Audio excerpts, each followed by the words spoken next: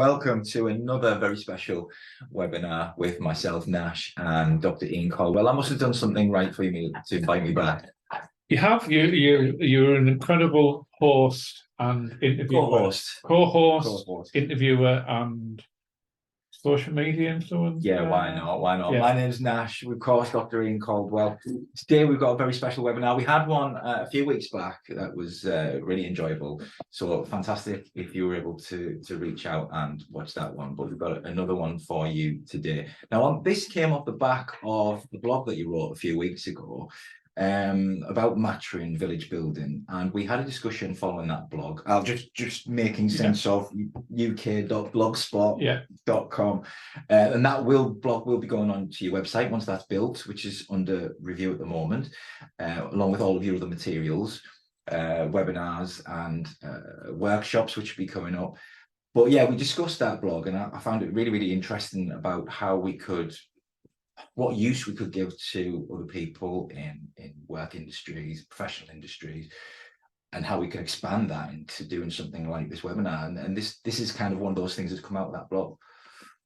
It has. I think it's a conversation that's been going on for some time, and around that different idea of, I suppose, a central idea is well-being is it involves other people. Mental health involves other people. It's about relationships, and it goes back to that central idea of it takes a village to raise a child.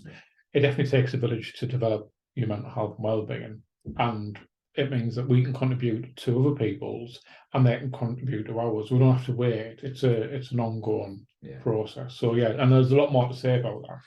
A lot more. We've got a relatively short one today, considering we went for a good hour last time. We're going to try and keep it a little bit more succinct, but that will feed into a workshop happening in the near future, very much about this, but very much more in depth, more face-to-face. We're going to do some exercises in the workshop, stuff like that. But yeah, positive mental health culture at work, really important part of what we discussed in our last webinar. And we just wanted to concentrate, just pinpoint a little bit into that. So we're going through communityship, which is a bit of a mouthful, but once we discuss it, it'll become a bit more apparent. The purpose of ourselves, the purpose of what we do, the vision and how meaningful that is to us as people, habits and culture and how important that is to sustaining good, positive mental health, and the feeling of Maturin village building. We'll go into a bit more detail on that, and then mental health building and what we can do to build that up and to sustain it over a long period of time. So that's a lot. It is a lot. I know. We want to give us 24 minutes, but we'll see what we can do in that time. It's an introduction, it's a conversation. It is, absolutely. It's a conversation starter, which we hope to finish at some point. Although we'll never really finish. I think it's all ongoing, these kinds of. It's ongoing. It is, absolutely. I think that should be our catchphrase. It's never really finished. It's never really finished. Absolutely. I apologise for my frog in the throat. I hope you can hear me fine, but we'll continue as best as we can. Communityship. I said it is a bit of a mouthful. It's an amalgamation of a couple of words there, but what do you mean by that? So so we maybe stand back. So we are looking at well-being, and we are looking at the place of work. And if you go, and I've studied at business schools, and business schools was trying to describe work as a set of components, and each component is made up of other technical terms. So, for instance, you'll get organisation, and then you get finance, and then you get something like human resources. Yes. And human resources is all about people. And people, as we all know, make up each organisation. So it's trying to reclaim the idea that organisations are a community with a relationship. So trying to bring back, rather than thinking we've got people management, we've got resources to be managed and allocated and given tasks to.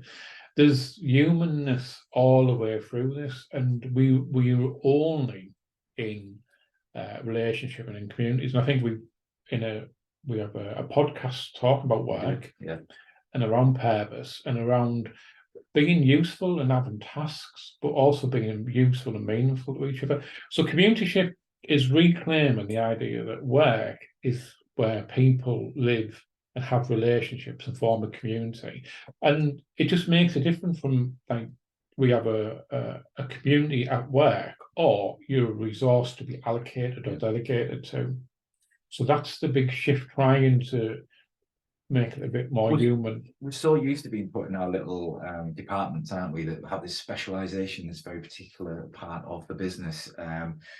And you do need to take a step back and say, actually, we're not just a very disparate department. We are very connected to the other departments, you know, like any business, like any good organization. It can't work in isolation. There has to be some community around that to connect them all together. And when you, I guess, when you notice your place in that, if you see the bigger picture, it's easy to connect with others and to have that feeling of community. Yeah, and community means it's a place that you live it, inhabit. As we both said, that you end up being at work with people more than you manage your children, your friends, your family. And people get a lot of purpose and meaning from the activities they do at work, and really take a real strong passion. And there's lots of anecdotes I can tell, but one of them was a favourite place of mine as a takeaway. We have a lot of takeaways in Hartlepool, and it was someone. He was a delivery driver. It was irate that they weren't putting the orders in the right way, so he could deliver into different sectors of Hartlepool in a timely way, so the food would. So you could think, well, it's it's a job. He just gets paid. He picks them up. He delivers. But he was passionate, and he was annoyed, and he was committed. He was really. It was involved more than how much he was getting paid. Yeah. He really wanted to contribute and do something well. He really understood his customers. The frustration if your food's late and it's cold, that's quite annoying. And also just it could be better. And he had something to say, and he was probably just a gig worker, paid and hired by the hour. But his passion, his commitment, and his willingness to make it better he was part of something more. It wasn't just a job, it wasn't just a role, it wasn't just something. And if you can listen, and I mean, we're going to talk all these things, it's about recognizing that involvement, that person is a human being with a passion, and no matter what, he wants to do that well. Another anecdote I know I've shared with you recently, I went on a workshop, and on that workshop, I went and lived in a listen to the podcast. It's on the podcast. I won't spoil it by it, but it was so basically you went on a course and you went and lived this accommodation for a week while you're on the course, and then there was explained to me that you cook, clean, and gather the food. And at that point, I was thinking a 5-star hotel. That's where I want to be. But once I was into it, I loved it. And as I said, I was sort of late for all of my talks and stuff because I really wanted to do it. But no matter what I was doing, I wanted to do a good job. I wanted to be part of that. So that was something I didn't want to do. I didn't really volunteer to do. It's just like this is like what culture is. And straight away, I wanted to do a really good job. And I wanted to make sure everyone who was going to sample the food or the cleanliness of a bathroom, they weren't let down. And I didn't even know these people, and I would never see them again. So I think that's what communityship. You recognise that you're part of a community and you're committed to it, and you start to give everything you can, which also means you've got to give space, which is sometimes difficult when you're a manager, a leader, a project coordinator. Give people space so they can also contribute. And this goes to the heart of management and business as an organisation, that it's not a pyramid with the CEO or the manager at the top and everyone less important all the way down. If you turn that upside down, the bottom of the pyramid is where the CEO or leader is, and they should be doing everything they can to support everyone above them, who are the first contact, who do all of the operational things, who make everything happen. We can't do anything without everyone else, so we are interconnected, and that's hopefully communityship. Absolutely.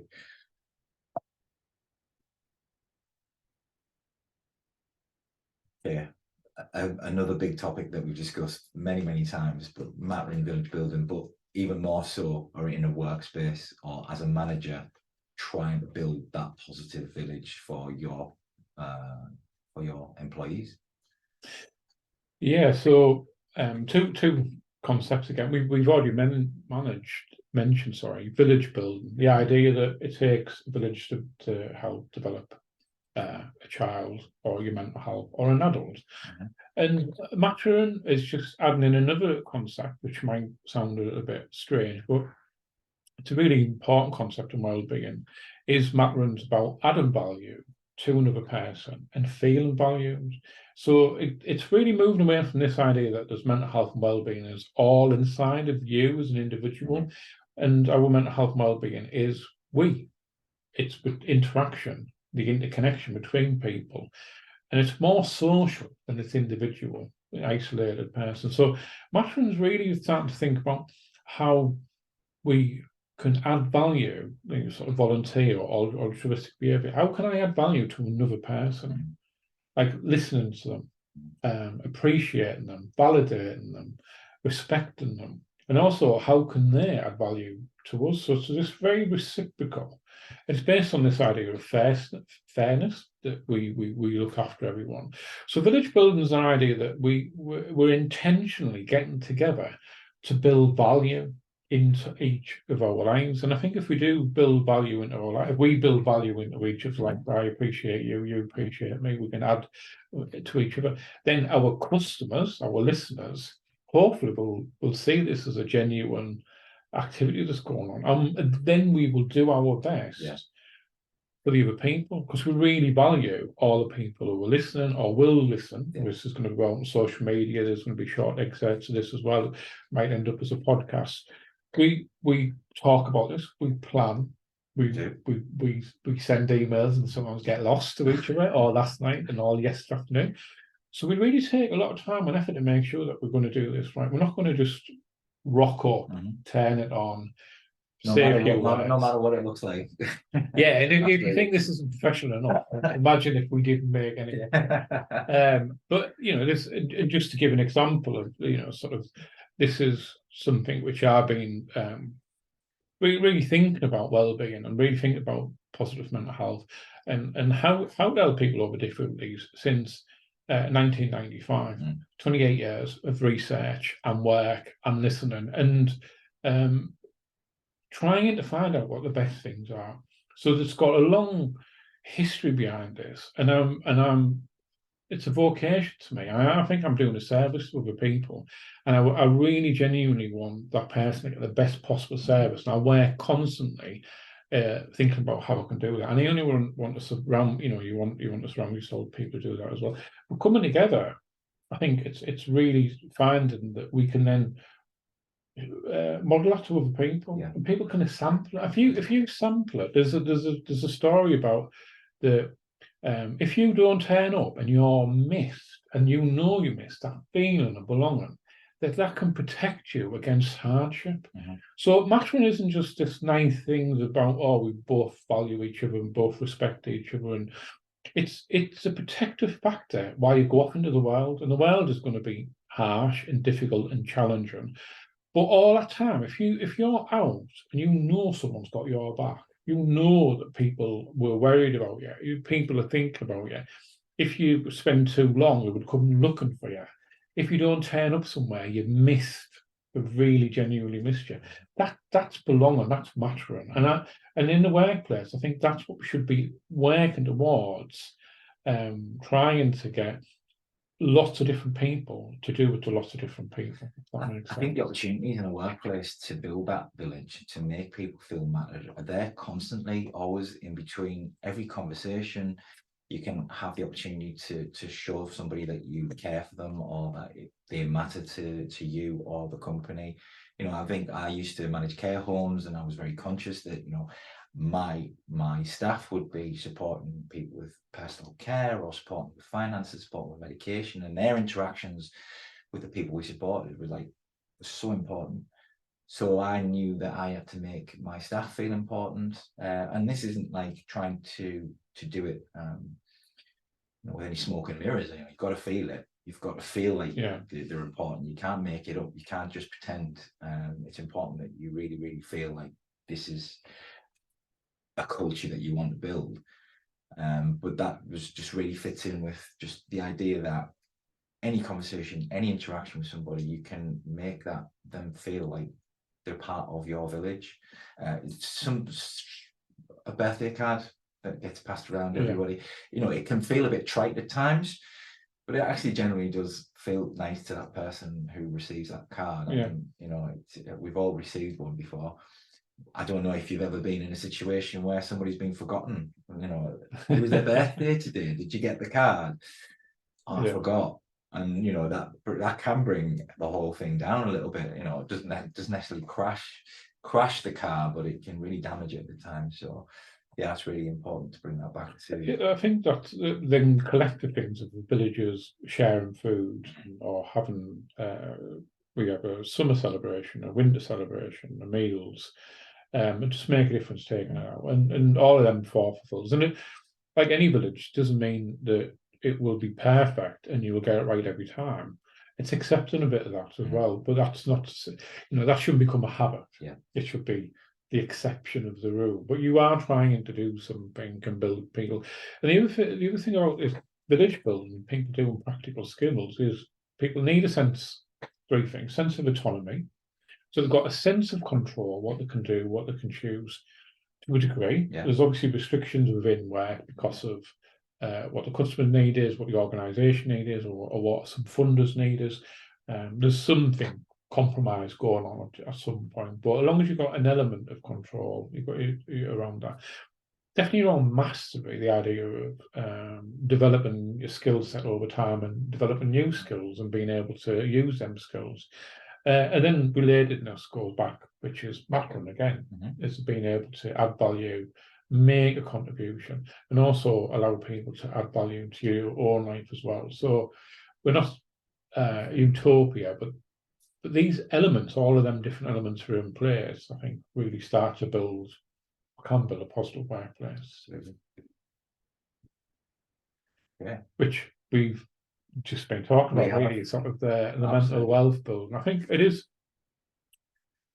and this is a really key message to get across, is saying if you want to really improve your mental health and well-being, you need to focus on other people. Absolutely key. And I know that the current mental health way that we frame this is obviously seen as individuals, internal, owning their own problems, but it is really it's a social perspective, and the external factors and pressures and stresses that cause most of the negativity. So we really need to think about the bigger picture, the outside world, and the relationships. I think if we get that right, and it's like, okay, collectively, how can we go around doing them things?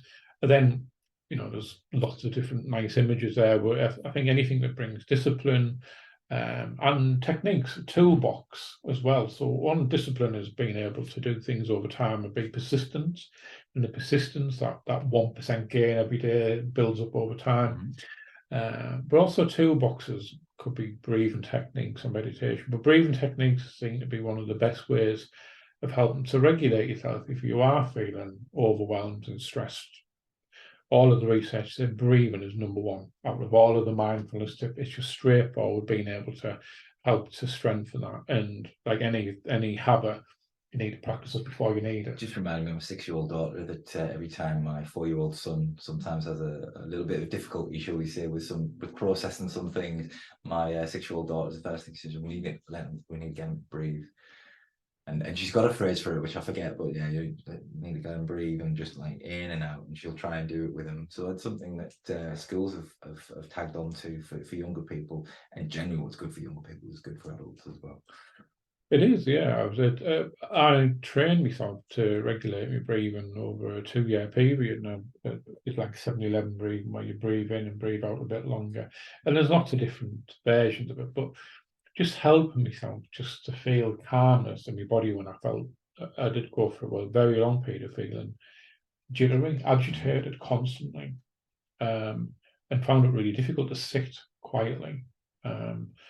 But being able to like breathe and regulate and practice over time, it just helped to become a habit where I could just use it to think, actually, it's given me a bit of space, I can collect my thoughts, I can be better prepared, I'm not as emotionally heightened. So it was really good practice, and I still do it. But them years of embedding it in helped me to be hopefully as calm as I am most of the time. I've never known you as anything other than calm. There will be people watching this thing, oh, you know, but most of the time. But I think it is around, which is a really important question to ask, and it's in the blog, and there will be links sent out so you can read the blog, is how do you create mental wealth? And I think people have got this idea someone else is going to do it here. Yeah. It's going to be medication, it's going to be psychological therapy, it's going to be something somewhere. And it's in these habits and in the relationships. And I think if you build your toolbox up, so you've got lots of different tools to use when you need them, and you build your relationships up.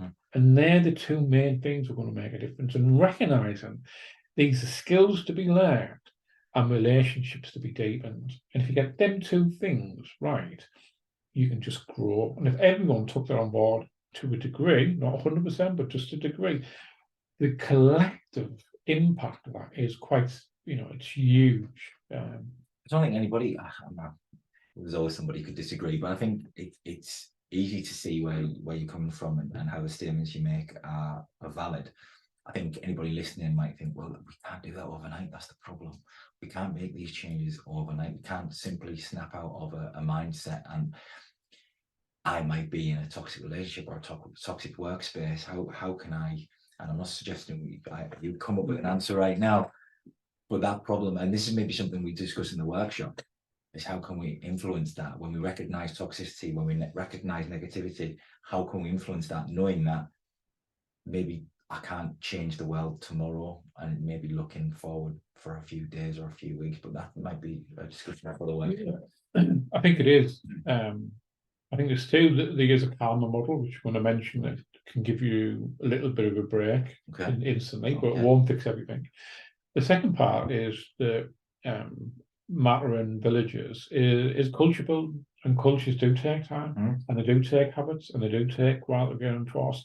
We got to think that. I always have this thing: if you buy a calendar, coming up to the end of the year, get a calendar. You can choose, and you write down how you want that next year to be. Yeah. And just as you can plan a birthday or plan a celebration and know how you feel at that time. So if people want to buy me a gift 29th of July, thank you very much. Then I know that how I'll feel that day. But you can choose any day, and you can choose activities, and you can choose ways of being to guarantee or influence or increase the chances of how you're going to be feeling. So planning out a time. So I'd have a 4-year plan, a yearly plan, a monthly plan, a weekly plan, a daily plan. My daily plan starts at 6:30. We talked about this earlier. Get up, start thinking of what I want to achieve, and think about why I run. Do 30 minutes of exercise in the morning. It really helps. I know how I'm going to feel at the end of the 30 minutes, regardless of how I felt before the run. So I'm then deciding how I feel, and that's habit. That's took time, and I get half an hour to really think about something. So it's like planning your day. And that's took years and years of you consciously working towards that end goal, I suppose. And that's just took a long time for you to kind of figure that I can choose to feel this way, rather than I'm going to let life make me feel how I think it needs to feel, or how I feel naturally. You don't have you have natural feelings, or is it all this? I mean, conscious. Quickly about that, it's about predictions. So your feelings are based on predictions. Your brain is a prediction organism that's constantly trying to predict how the future is going to be, what's going to happen next, and then your emotions are elicited in response to the predictions. Yeah. So quick thing that might be helpful. One is that if you want to be happier, try and get your expectations and reality closely aligned. Yeah. So how you think the future is going to be and how the future is actually going to be. The closer you are, the happier you're going to be, because you're not going to be disappointed. That's a habit.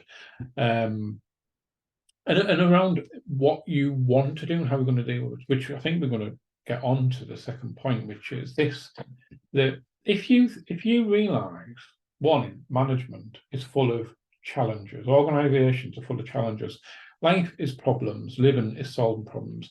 If you can predict that you're going to face daily challenges, but there are opportunities to learn, or to share, or to gain insight. So if you've got lots of negative feedback from clients or customers, that could be really positive to think, okay, what are we getting wrong? Rather than, I haven't got time to deal with it. Yeah. So how you predict the future and your future framing, your prediction of these are going to happen anyway. Mhm. So how do we deal with them? You can't control those. Yeah, an and extent. but you can approach them the way of thinking that's what my job is. Well, Management is dealing with problems. Yeah. That's what management is, and it's coming up with solutions. Organizations are full of people who are dealing with problems and challenges, and that's your job. Mhm. And if you think I should be strategizing, I should be, you know, the king of the world, I should be doing amazing activities, and I've got all of this rubbish to deal with, your expectations are up here, your reality's here, you're going to be very disappointed. And also realize that is the nature of the job. So, well-being first responder, things are going to happen if you can decide, I'm going to respond to that, and in a way I'm going to start to expect them to happen. I'm always going to be disappointed or challenges. Right, that's okay. How do we deal with it? Then you're not going to be angry or frustrated. Your emotions are going to be more regulated towards your expectations of what's happening, if that makes sense. It does, it makes complete sense. You know, I'm thinking about if you're aware of an incident that happens at work, it's going to affect multiple people. Having the ability to overcome that challenge, or you know, on the numerous occasions, makes you more efficient at doing it, which means that it takes less time of your work day. You can concentrate on other things. It's just about using learned experiences to, you know, like you said, predict the future. I know how somebody might respond in this scenario, and if they do respond in that scenario, then I know what, not the answer, but I know what my response should be to get an efficient outcome. And that takes time, that takes learning, and once you've learned that, you know, no skill is perfect, and you know, you don't have it forever, but you keep practicing and you keep trying it, and you know, you get the outcomes that allow you to work more efficiently, and you have a more cohesive team. That's that's the plan. That's the plan, and help people to take on that sort of attitude, really, of there is going to be challenges, if things are going to be problematic, but how do you deal with it? Seeing it as having a positive outlook towards it, realizing it's not going to last forever, most things can be overcome, and you know, it's like if you we talked about this before, if you're involved in innovation design, they think problems are amazing because they're opportunities to create new things. So some people love problems, and the whole career is built around them. And management theory has two ways of viewing it. One is the problems shouldn't exist and you should be able to get on and do real management. And a different way is real management is dealing with the problems. And I think real management dealing with problems. And it feels a lot more, it feels okay.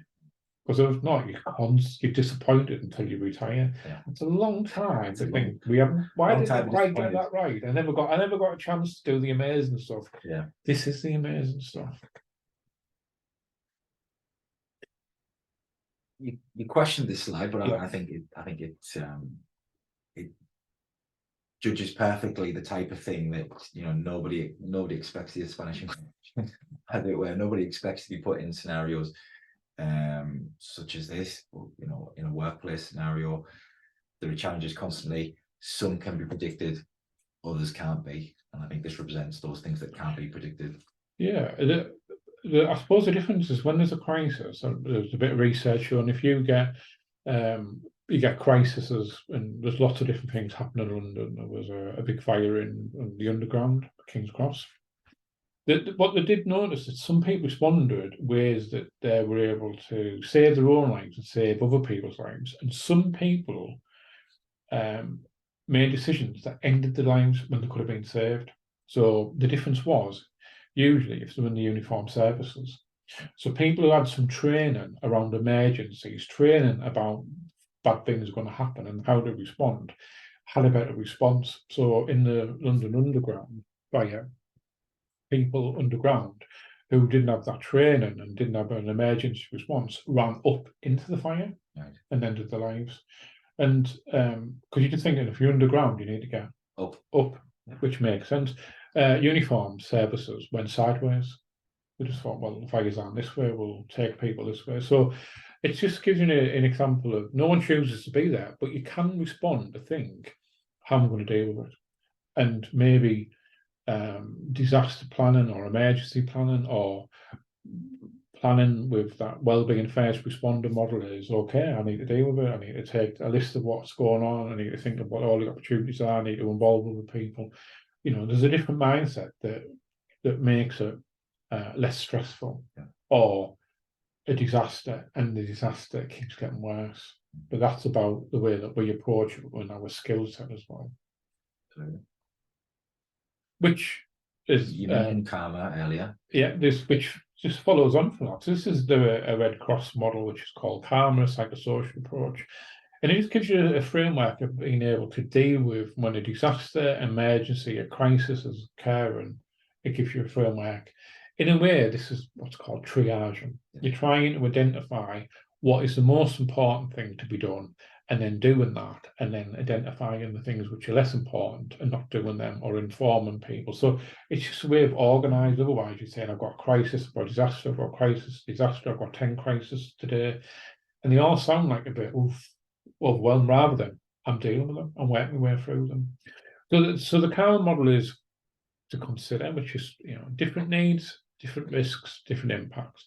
It's assessing what is going to be essential, or what could be delayed, or what can be put to one side for now. You mentioned just before we went on air, as it were, about accident and emergency doctors, GPs and things, and how their stress levels, and how a very, very difficult shift doesn't necessarily lead to high stress levels for them. Yeah, I mean, it's basically that consideration of like traffic lighting. This doesn't need to be done. I'm not going to do it. This needs to be done, but not this minute. This needs to be done immediately. And they're just triage constantly.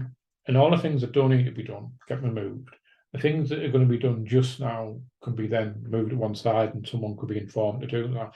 And the things that you need to deal with, because it's life or death and it's an emergency, can be dealt with. And if it isn't, then they're amber and they get moved to the side. And then if they're no longer amber, they get red and then they're off. So triaging constantly. And it's just being able to identify, well, it's there, the needs, the risks, the impact.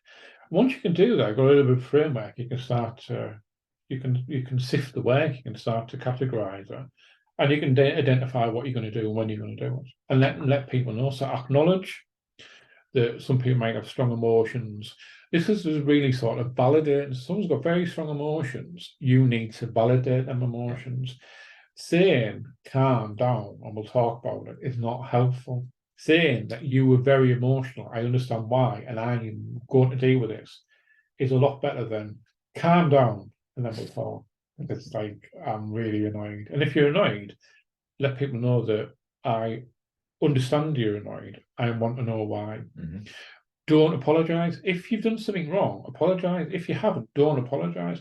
If someone's really angry and you're not the cause of anger, and you go in and apologize, that person might get more angry, thinking, why are you apologizing? And also, this is facilitated in interpersonal skills training package around this, is it shows that you're not listening. So if I'm really frustrated that I'm late and you go, I'm really sorry, and it's not your fault, I'm like, no, I'm frustrated because I might tell you if you went, oh, right, why is that? And then I can then communicate what's going on. And being nice and trying to resolve some particularly can make it really annoying. It can make it worse. I think, oh, just let me speak. Let me rant and it's gone. Or let me really be clear. And some people, I've facilitated conversations recently, need to run for a little bit angrily before they can actually work out what the issue is internally. So it's not you. If you experience that and trying to resolve it, you are now part of the problem. Where actually they might go, I just need to work this out. Give me a couple of minutes. I'm really frustrated. I'm really annoyed. And then they might say something and they think, this is what we're going to deal with today. So it's not the first element of that. It's just acknowledging, but not take responsibility, and don't apologize if you haven't done anything wrong. Listen, which is the next bit of that, which makes sense, because once our person's then processing, they can communicate, you can active listen, you can acknowledge that you're listening, you can repeat, you can try to clarify. If you get it wrong, that's okay. A non-expert approach, don't use technical language, normal language, everyday language. managing immediate needs and expectations, which we've sort of said before about managing expectations, what needs to be done. Enabling, if you can then identify there's some options, let people know what they are, what would I like to do first, is this okay, this is what I think I need to do you think this makes sense in the situation? People start to think, oh right, yes, we can do that. And also bringing in other people, different resources, friends, colleagues. Would it be better if you had so and so help you there, or sit with you, or work up with you on that problem? Trying to bring in all them other resources as well, and ending that resource with making positive choices as a resource in itself. So I think it's a really useful way. I mean, this has been developed with quite large disasters, but you can scale it down and see how you could use that in everyday situations within the workplace. I think that framework and knowing how to deal with something, I think really just starts to make you feel that I can deal with this. Test it out. You won't get it right. You learn, you test it out again, it starts to feel like I've got this, I'm getting it. And then it just gives you lots of different options all the way through when you're dealing with people. And then they can see that you paying attention, trying to deal with it, and you're trying to resolve it. And just following that there, you can't really go wrong if you try and follow those suggestions there. Even if it doesn't work out in the way that you would expect it to, I think it's good. It's great practice to go through some of those situations and scenarios and try them out. Particularly active listening, but that's a personal thing for me. I've always been very, very proud of being able to try and pinpoint what the person opposite is trying to say, even if it's taken some time. So this is the summary, and it's just these are things that we've talked about today about cultural well-being, habits. Habits are really important. That's where culture comes from. Is whichever you're going to do with the active listening members of staff is constantly doing that, so it becomes part. So habits are just ways of creating culture, and they take time. But they're easy to do with habits. You don't have to go, right, I should do this today. It's like absolutely many poor cultures that I've worked in the past, it's just habits and just aren't ingrained. All bad habits have been positively reinforced and not dealt with them. Yeah, absolutely. We've already mentioned, we're at work to get a job done as well. Yeah. There's tasks to be done. So, and we mentioned autonomy, mastery, and relatedness. So just acknowledging that you're there for a purpose. But the more you can give people, that mastery, autonomy, sense of control of what they're doing, buy-in, isn't it? There is a bottom line at the end of the day. Work needs to be done. Yeah. We can't all just have meetings constantly about how we're feeling. But and completion of work. I think the other thing is like the closer you are to actually a job where you can sort of have hands-on to some degree, even if it's a technical creative job, you do get a sense of accomplishment. So it is quite rewarding, and allowing people to do that, regardless of what, if it is cleaning, if it is cooking, if it is helping, supporting, lifting, passing something. All of them are really rewarding if you know that you contribute. And if someone says, thank you, I appreciate you doing that, it's like, it's really nice. And then you can make it more complicated. But just the basics of human interactions and appreciating each other means that everything can start to be quite an enjoyable experience, even if it's fairly straightforward. Yeah, absolutely. I'm a great believer in success breeds success as well. So just being able to tick off, having that list of tasks to do and just being able to tick some of those off by the end of the day, again, it's just massively rewarding. Yeah. Sharing positive stories. I think things which are sharing the vision and the purpose, which is what we just said, really, but acknowledging that lots of people do things with other people in the organisation or even with customers. I know we have compliments and feedback, or we have student counsellors on placement here. And I must say their emails are amazing. I can show you them. We have about 40-45 people a year come through. So it's on a complete road, and they're from about 8 or 9 institutions in the North East, universities, colleges, some from London. And we make sure that they get really good induction, really good communication. We're on hand, give training around safeguard and risk assessments. We're there to constantly help. They have their own room with their own computers, their own desks, so they can put all the data in the data system. They know we've really gone out of way to make them feel welcome. We give them a home, a space. They have access to free tea and coffee, heating, electricity. And they can tell, and you can see the emails of it's the best place for the being. Thank you so much. I really enjoy it. I'd love to work here. Constantly for years. Yeah. And it's like we're not doing it for them, we're doing it because it's the right thing to do. Yeah. And they know that. So compliments, positive stories, and the vision of the organization, I think it's embodied in them things and sharing them. So we get them emailed around, so everyone reads them, Yeah. like, wow, Mhm. again, wow, Mhm. wow, like they are impressive. Yeah. I'm smiling now. I'm remembering some of the comments and things. And your staff did that. Every one of them contributed to that. That's amazing. And you made them feel going off and becoming a counsellor and a psychotherapist for the first time. It's stressful learning this trade, sitting down with someone, knowing, the impact, the risk, everything.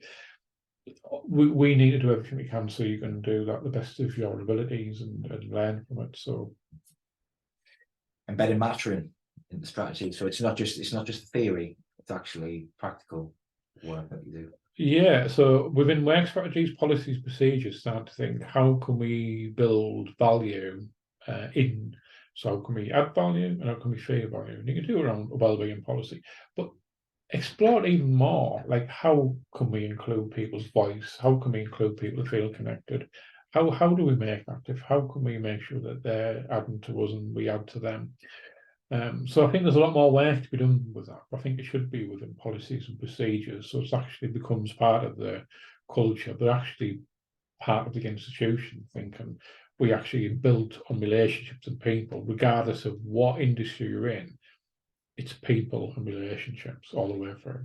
I mean, it's easy to pick up some policies and procedures online and just cut and paste them into your own and put your logo on the top, but review those.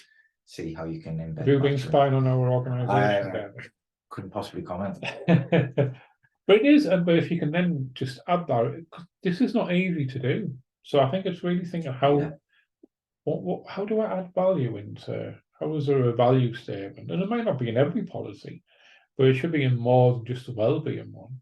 It should be thought about how we do appraisals or one-to-ones or coaching or professional development. And I know as part of your consultancy work, if anybody out there feels that they need some help with embedding Mattering or having a look at policy and procedures, more than happy to come to yourself and just discuss that with, maybe have a little glance through. I don't want to take the time away from you, of course, but I know that you'd be more than happy to support groups or companies that want to try and do a bit more with that than what we've got now. Yeah, great. Making the invisible visible. So, I'm not going to pretend to know what you mean by that. Right. So this, which is good, because people now will be listening, and there will be novel idea coming up again on purpose.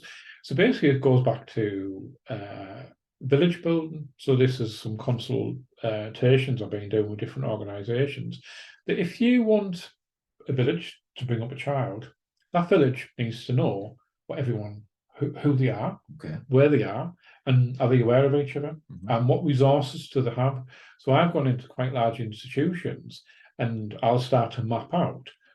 First of all, tell us what's brilliant about your organisation, what you love. That's really good, loads of positive statements. And then it's like, okay, which other departments do you know? How well do you know the other parts of the village?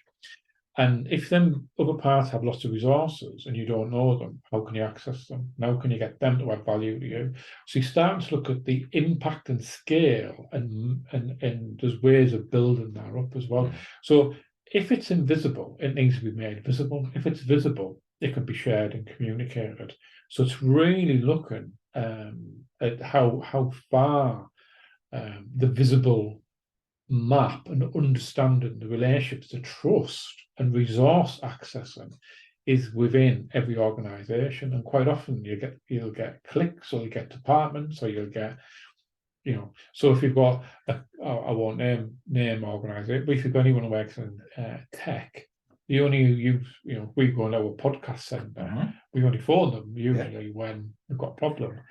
But we do talk and we do engage and we do Yeah. spend a lot of time with them. And even though one of them's left, I've met them twice outside of work now when I spend a lot of time.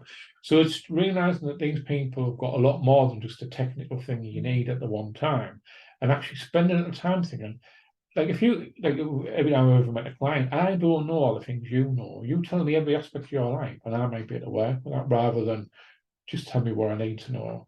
I'm really interested in who you really are, fully are, and I might be able to make other connections that I can't make if I don't know. If it stays invisible, it's invisible. I worked for a wealth management company in Cirencester for a number of years, and the tech, it's so cliched, but the tech was right at the bottom of the basement. Brand new, they even built Like the IT crowd. Yeah, they even built a brand new building, all glossy and shiny, gorgeous in the middle of Cirencester. If anybody's come from that area, will know exactly where I mean. And the tech was right in the furthest corner away at the bottom. Yeah. So, having said that, they were very visible. Other than that, Yeah. but still. Hopefully got right. So we've come to the end, but as always, this is never a finished conversation. There's always opportunities to reach out to Ian to discuss anything that we've talked about today. This will form part of a larger workshop. You've got Ian's social media contact details there, and it will be an ongoing piece of work that we do. And as we mentioned, there's a workshop coming up. There's a blog that you can read. Yeah. It's on Twitter. It's been on LinkedIn. It's going on Facebook. There's a series of podcasts where we explore these type of things. Better Results podcasts on podcast stations and iTunes. Podbean and iTunes, and we will get up in the Google version. We'll get it on Google eventually. We're still working on that. So there is ways Android version, I should say. Yeah. So there's ways of find out a bit more, getting involved. There will be a website up in the next few weeks that you'll be able to have all of this content and more for booking other workshops and things like this. It'll all be very available and very viewable very soon. Anything to add before we go? Yeah, no, thank you. Feedback as always. We love feedback. Get in touch, send us an email or contact us direct on Twitter or LinkedIn.